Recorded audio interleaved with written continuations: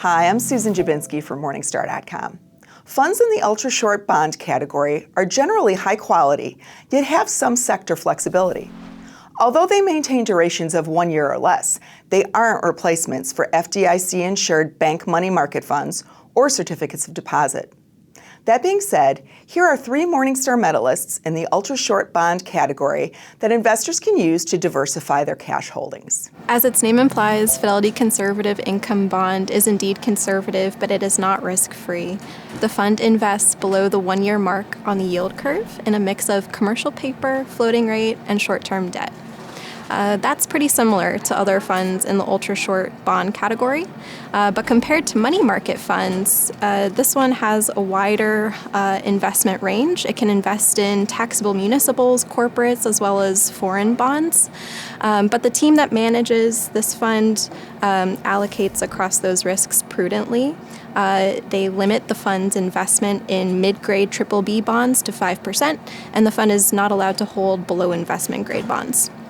With that, the fund's performance has been relatively placid in its category. Its 5-year trailing return is about average, but we think that's a good sign that the fund is fulfilling its mission of providing incremental return and capital preservation.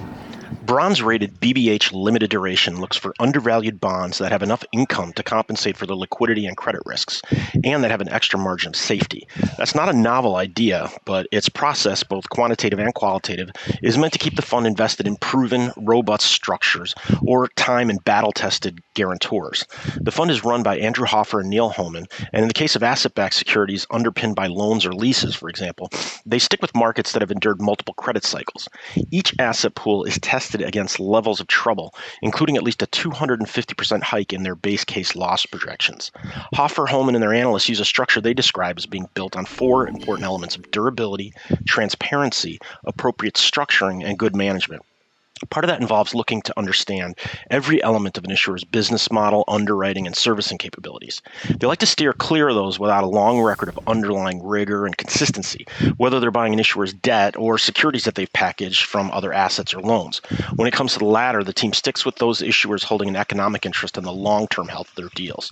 They will work only with those issuers they view as having easily understandable and very transparent balance sheets. Financial firms dominate issuance in the short end of the market, though, and Hoffer argues that management's attitude toward risk across market cycles is ultimately an investor's first and last line of defense. Just relying on the look of a company's balance sheet in that space can get you into trouble, since, as Hoffer has said, their financials can look entirely different in short order when they're not managed well. Among other factors, the depth, rigor, and success of its methods have helped support its bronze Morningstar analyst rating. One of my favorite ultra-short bond funds is PIMCO Enhanced Short Maturity ETF, which gets a gold analyst rating. And one of the reasons we like it, it's got a very experienced team. Jerome Schneider's been running it for nearly a decade, and he's supported by PIMCO's vast resources across pretty much every bond sector globally. So while Jerome has the expertise to invest pretty much anywhere, he actually plays it extremely safe here.